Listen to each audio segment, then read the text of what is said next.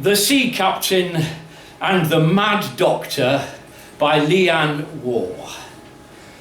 Casebook of Dr. Edward Phillips, 29th of December 1826.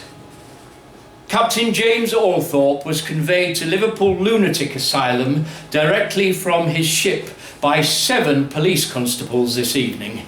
They told me he's a slippery bugger, that one. He slid right between our fingers, he did. Prior to the arrival of the Fortitude at Royal Albert Dock, word had been sent ahead by his crew. Captain in a state of frenzy, of a mind all consumed by sea witches and mer people. In ecstasy he beats his chest, dipping himself seaward, singing, "My soul is wind, my heart is sea, I'll go hollering, howling free. Water-lung and whale-tongued I, come on lads, let's liquefy."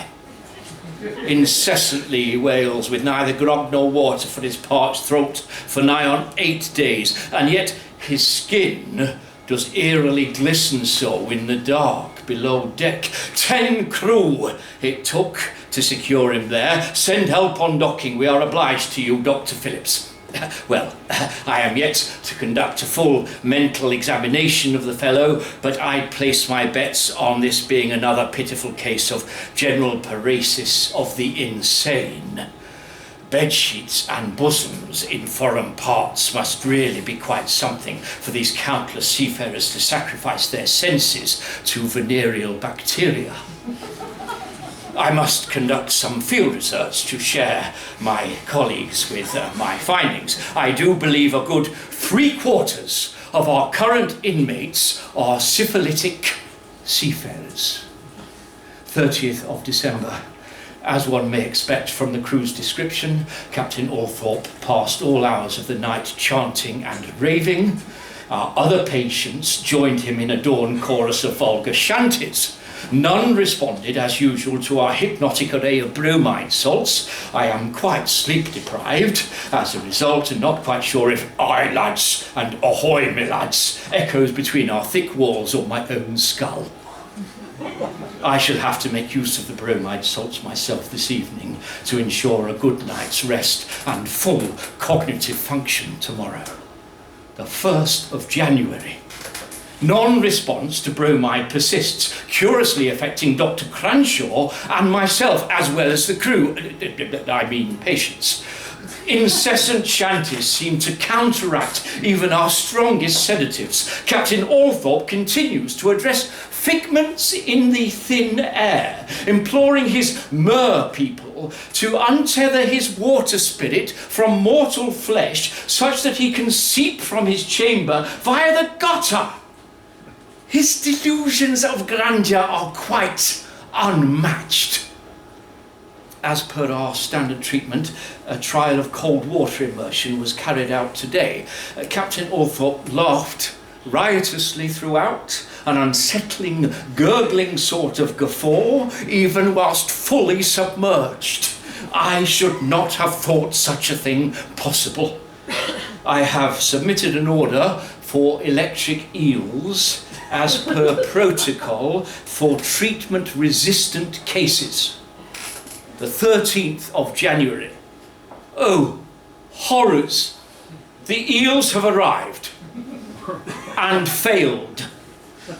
Dr. Cranshaw and myself looked on aghast as Captain Althorpe entered a sort of communion with them, whispering foreign splashy-sounding words into their ears, or the place one imagines eels have ears. Dr. Cranshaw was shocked, quite literally, I'm afraid, when he tried to wrench the eels from the captain as they slithered and squirmed into the captain's ears and other orifices. But what do we have left? I shall inquire with my colleagues regarding the most up-to-date methods and pray, N.B. must resist the shanties. We'll have a cold bath. Myself. Aye lads, ahoy me lads. There goes the mer-captain. Oh, Ahoy put his body under lock and key, but you can't keep his spirit from the sea. 13th of February. I have read with interest the novel method arising in France of indulging the patient's delusion through role play. To this end, I have enlisted 3 patients to paint a tablecloth like the sea and undulate it back and forth to recreate the waves. Dr. Cranshaw has procured a suitable outfit, if rather scratchy and ill-fitting, of the kind sported by seamen in the public houses local to the docks, as Captain Althorpe would be accustomed to. I shall present myself as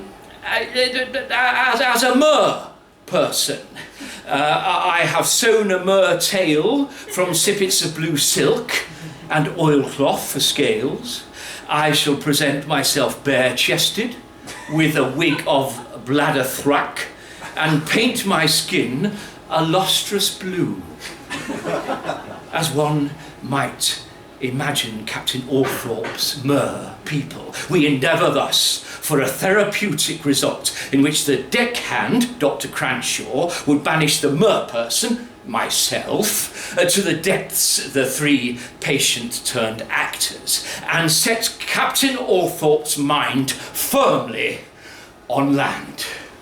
They flicker, tremble, and they shout. The strays, the whores, and the layabouts. Bring us home, Captain, bring us home. They melt into each other into sea foam. Aye, lads, ahoy, my lads. There goes the mer-captain. Ahoy, put his body under lock and key, but you can't keep his spirit from the sea. 14th of February. And so we entered Captain Althorpe's chamber. Myself as mer person, Dr. Cranshaw as deckhand, 3 inmates as the sea.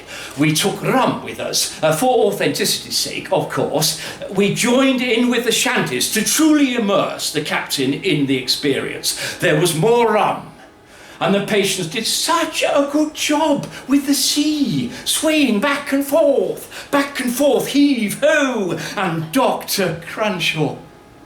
Oh, let me tell you about Dr. Cranshaw. Dear, sweet, tall Robert Cranshaw.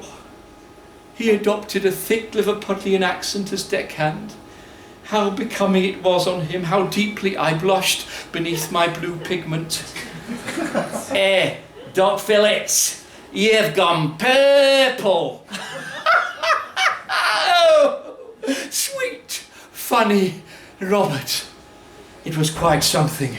The singing, the swaying, the rum, the captain's raving, the silken scales felt good against my skin. The captain was rather compelling, quite beguiling. He glistened like a pearl in the moonlight. Robert whispered splashy, scousy things in my ear.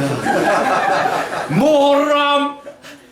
More rum, we cried. Waves crashed around us and the walls dripped, the bed sodden.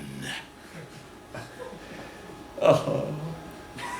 Sunlight is gleaming now through the window.